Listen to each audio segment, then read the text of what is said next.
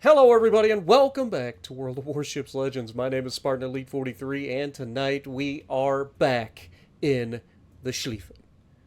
And our commander, Izuyoi Nonomi, Franz von Hipper, and Haruna as our inspirations. We are running not one for the nuisance, Porcupine, Punishment Time, Master Mechanic, and Secondary Interest. We are running Secondary Battery Mod 2, Propulsion Mod 2, Concealment System Module, and we are running Secondary Bad Mod 3.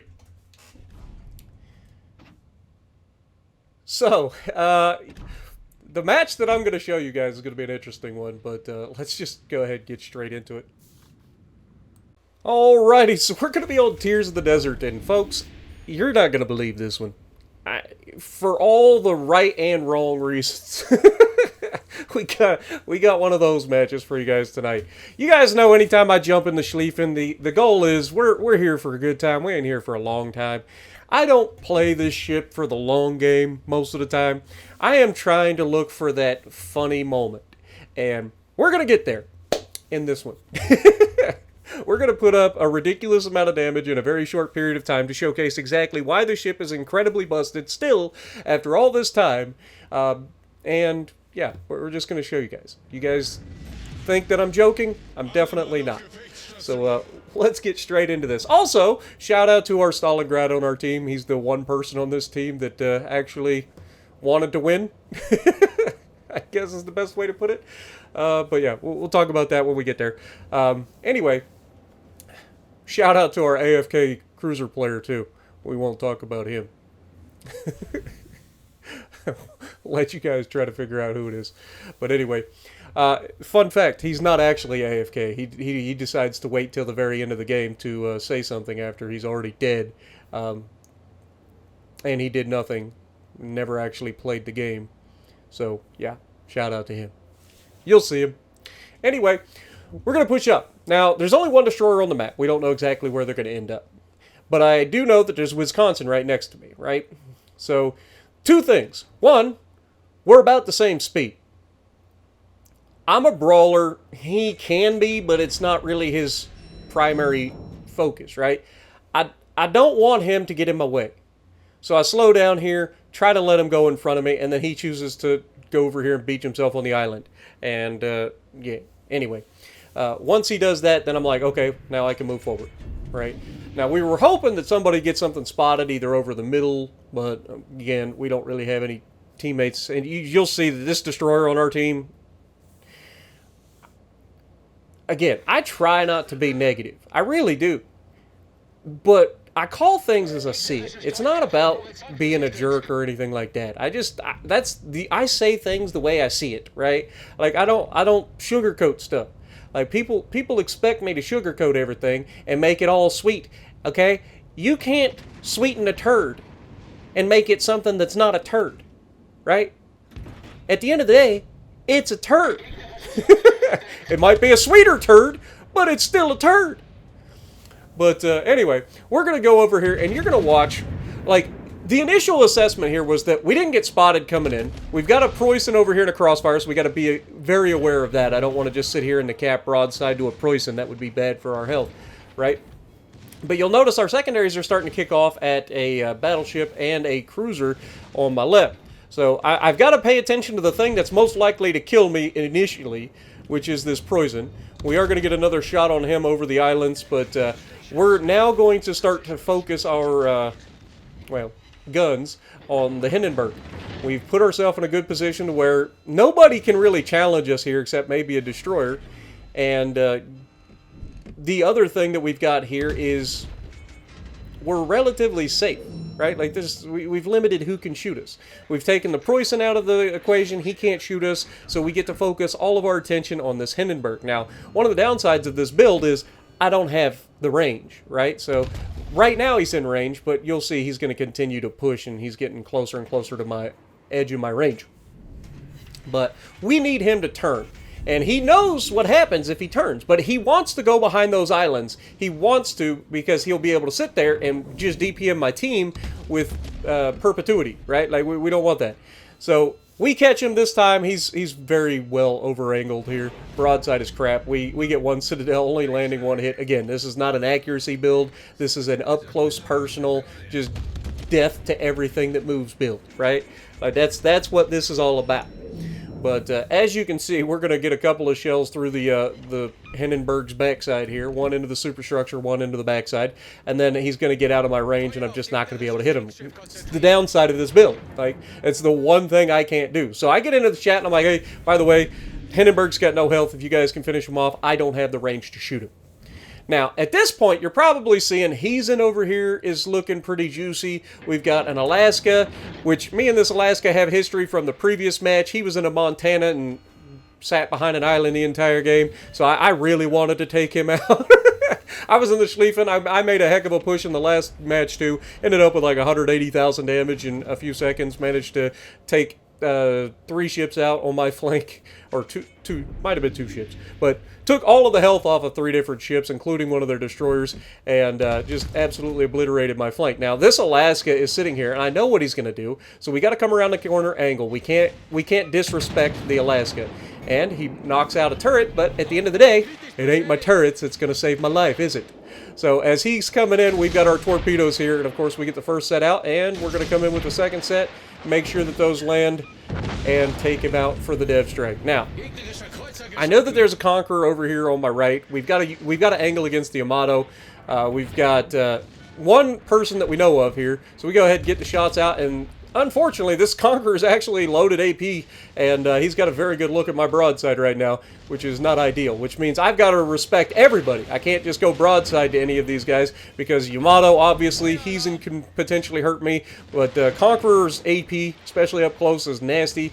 So I don't want to give anybody, and there's the second person to hit me, and I'm like, oh, come on, there's 2 Conquerors?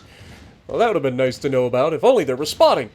But anyway, we've got to angle away from those guys. If they're going to shoot AP at me, I've got to try to turn away from them. I can angle away from them and still be able to angle against the Yamato and the Heathen here. So we're going to go ahead, aim upper side plating on the Yamato here, try to get as much damage as possible. Don't get a whole lot out of it. He knocks my turret out. Unfortunately, Conquerors are the nemesis of the Schlieffen. We talked about this the other day. Conquerors, when they're shooting HE, are like the absolute nemesis of the Schlieffen. So I know I am almost down and out at this point. We've forced the enemy team into a mess. But you'll see that we're going to go ahead and turn in. We're going to assume that this guy's going to go real hard in towards me and slow down. So we've placed the first shot. Then I get the shot out there to try to go through the cheek, and we absolutely crush him there. But I go ahead and crap out 4 more torpedoes on the way out the door. And I don't know if you guys noticed or not, but we got 215,000 damage all of a sudden. Where did that come from? Turns out, if you force the enemy into bad... Well, I say force. If the enemy is in bad positioning, the Schlieffen is a freaking sledgehammer from hell. I will ruin everything from your team. And I did warn my team. I was like, hey, by the way, the Heathen is going to die. Those torps look perfect, and it was perfect. So they didn't have to shoot him. And at this point, we've got 2 battleships that are backtracking. Remember these guys from earlier? Yeah. Well, they're fighting the Preußen that charged across the map. And our brave cruiser player that's going to get into chat later and talk crap saying that I'm the problem with the game. Because, you know, I'm the one with the bad attitude. You know, he's AFK for the entire game and does absolutely nothing to help his team, but I'm the one. I'm the bad guy, right? But anyway, I call it as I see it. I say this all the time. Like, I don't mean anything negative towards any player in particular, right? Like, it never is that way.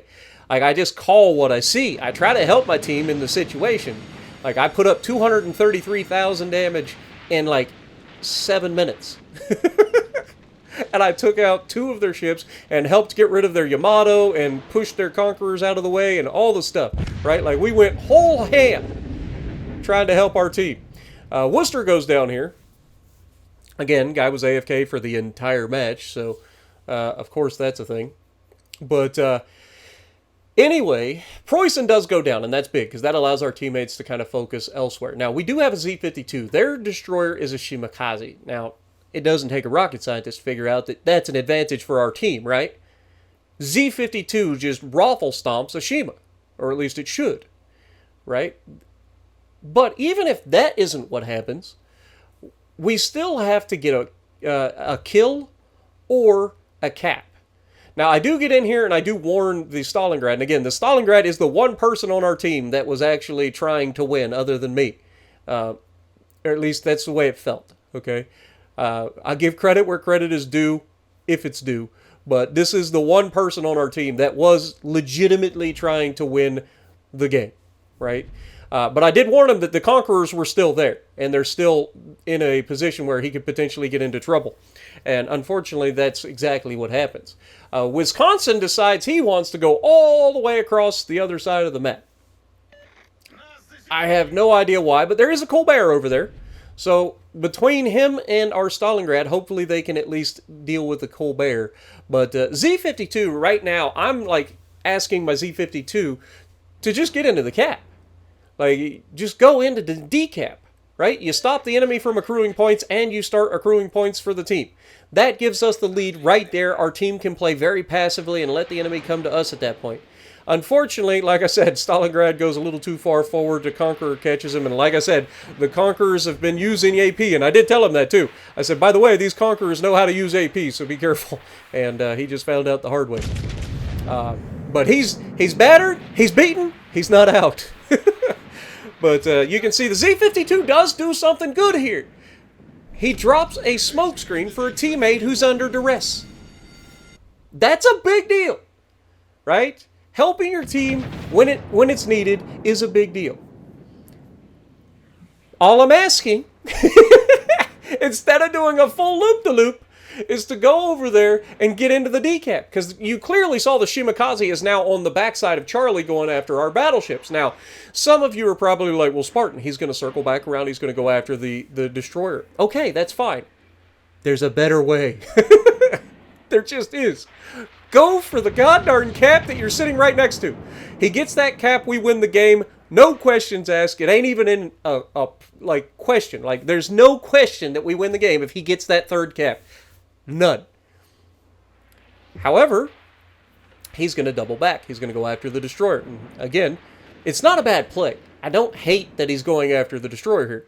But you got to remember, there are two Conquerors right next to the Shimakaze. Remember them? They're still over here. They're still there. We do have a Burgon here as well. And again, Burgon is actually fantastic for helping get rid of destroyers because of that. Most of the time, they're running the Azure Lane Dunkirk, and they have the ability to swap ammo types, and our destroyer has beached himself. Again, give him time, folks. He'll figure it out, I think. Yeah, there really isn't a whole lot of commentary for that. There's no way that I can sugarcoat that and make it not a turd. But no, he is actually going to go back. He's going to get himself into a position where he can help the team or get himself killed. One or the other. Let's see what happens. The game's very close. We're technically down on points. It's going to take a miracle. Not really, but is he going to beach again? He almost beat. Oh, look! Shimakaze in the cap. This is a perfect situation for our Z-52. The Shima smokes up. But the Shima is no slouch either. The Shima is like, hey, that's a Z-52. He's got a long-range sonar. Our Z-52 doesn't bother using his guns. Initially, he goes for the torpedoes. And then he decides to sonar. And now the Shima is so far away that he's outside of his sonar range. Now, again, we're just going to walk you through things that you can do a little bit better in this situation. Now, meanwhile, while we're doing all this, our Wisconsin has sailed all the way across the map and is now contesting the A cap and has the Colbert in front of him, and our Stalingrad is now pushing into the D cap, right? Stalingrad yeets the Colbert. You love to see it. Ain't nothing feels better than getting rid of a Colbert who's just been sitting there DPMing you for a while, and that Stalingrad deserved that kill. So big shout out to the Stalingrad. But now Stalingrad's also in the cap, right? But Destroyer, you've got a smoke screen. You've got them lit up. Why on earth would you push out of the smoke screen here in front of two Conquerors, nonetheless? But I digress. He comes out and he notices that Conqueror's low health, and he chooses to prioritize the Conqueror. Again, no problem with that decision making. That Conqueror will send your butt to the Shadow Realm faster than you can blink if you don't get rid of him. But then you've got all day to kill a Shima. Shima's never really a threat to a Z-52, unless, of course, he get torps, and he's been running his sonar, so he's not going to get torped most likely. And Z-52 is actually decent when it comes to agility as well. Not quite gearing level of agility, but still, it can move around a lot better than Shima, Kaba, and stuff like that tend to be a little less steery. But unfortunately, the Shima does get away. And he did launch torps over here at the enemy Conqueror, but clearly I don't think they hit. Maybe they did. I don't know. I wasn't paying attention. All I know is this match went from looking like we were potentially going to lose to the team sticking it out and coming back. And like I said, to our beautiful AFK cruiser brother, like I said in the match, you don't get to come in here and talk crap. If you had played the match and actually tried to help this team win, maybe you get to say something. But Stalingrad, well done, brother, man. Again, appreciate you.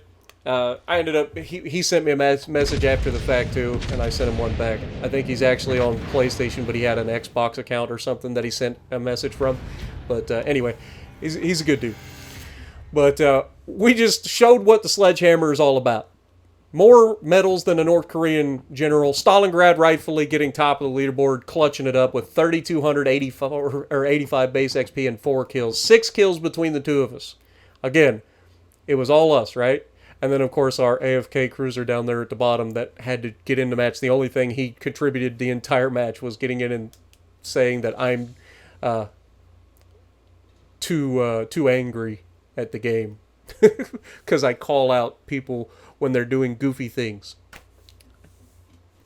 But in the interest of trying to win the match. It's not that I'm just making fun of people. I'm not. I'm sitting there saying, dude, get into the cap. Like, what are you doing? Why are you doing these things? And like I said, anybody who can see it from the outside perspective, yeah, is it a little rough around the edges? Sure. But come on. Like, we can all sit here and break that match down and see all the goofiness that transpired that may have made me a slightly off skew. So let me know if you guys agree or disagree. I want to hear it down in the comments below. And if you like what I'm doing, punch a like button, subscribe to the channel if you haven't already, and as always, I will see you in the next video.